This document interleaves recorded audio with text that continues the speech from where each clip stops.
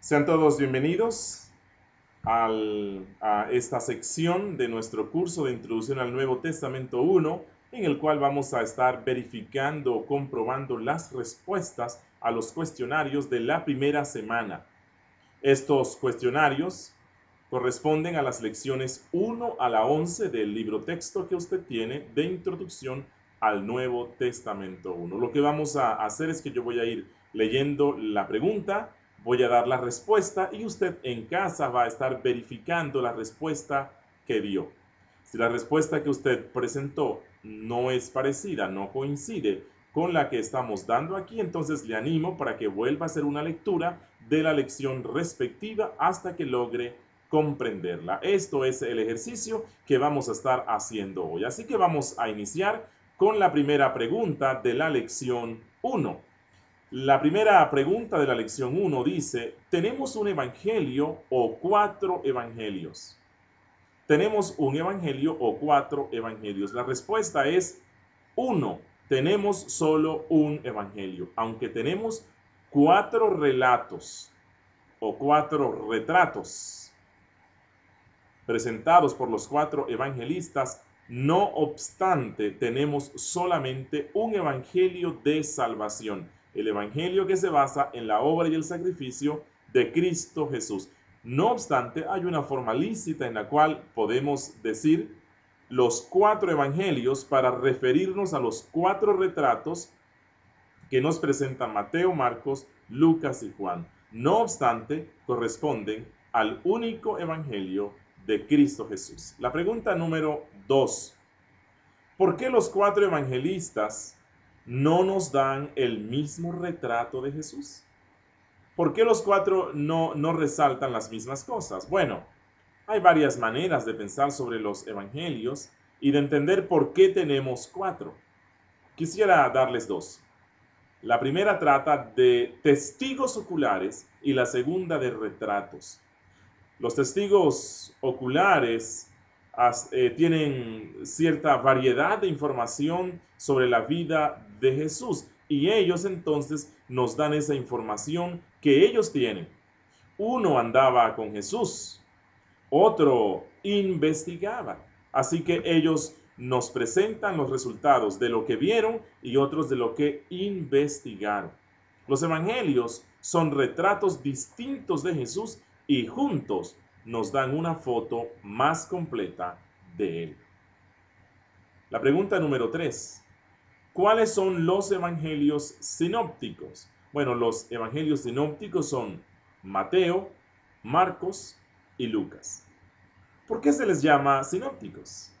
Bueno, se les llama sinópticos porque cada uno constituye una sinopsis, es decir, una vista general o de conjunto de la vida y obra de Jesús. Por lo tanto, el material de Mateo, Marcos y Lucas es muy parecido, de manera que a estos 3 se les llama los evangelios sinópticos. La pregunta número 4. ¿Cuál es la ventaja de tener 4 relatos diferentes de Jesús? Bueno, tener 4 relatos de Jesús definitivamente es una gran ventaja. Es mejor que tener un solo evangelio que resumiera la sustancia de todos. La ventaja es que tenemos 4 distintos puntos de vista desde los cuales se vio o se miró a la persona de Jesús y su obra. Y esto, como dije antes, nos da un retrato más amplio y más completo de quién es él. La pregunta número 5. ¿Quién era Mateo?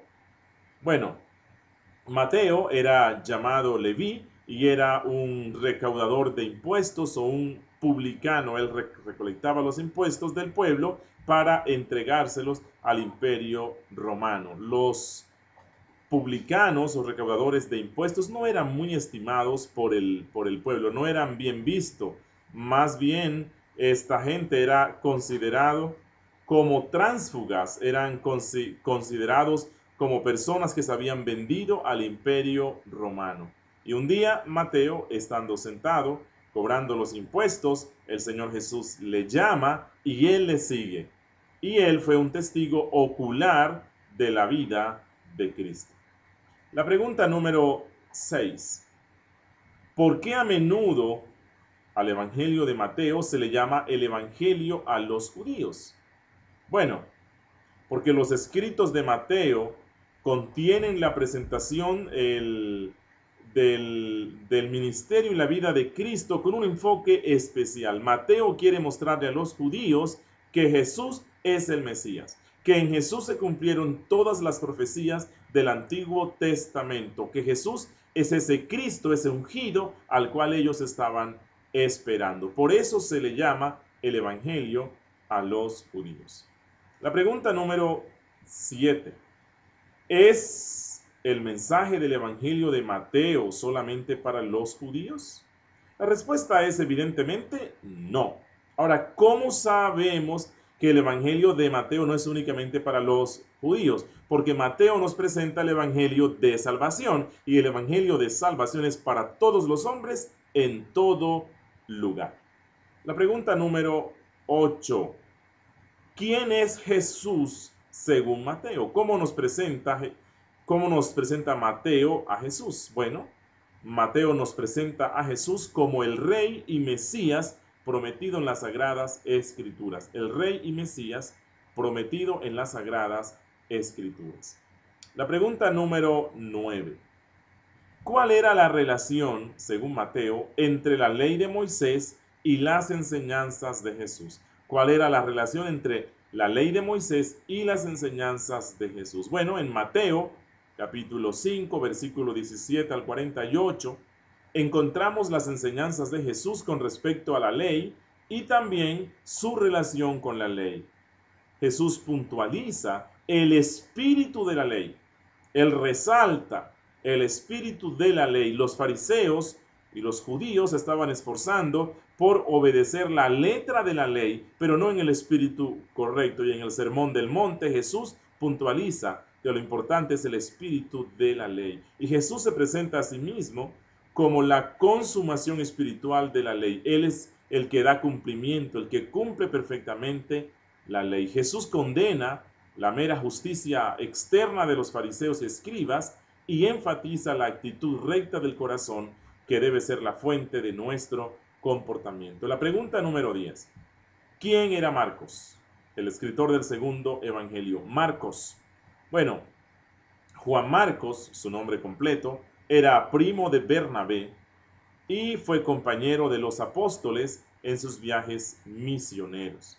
La madre de Juan Marcos tenía una casa donde se reunían los creyentes, como consta ya en Hechos, capítulo 12, versículo 12.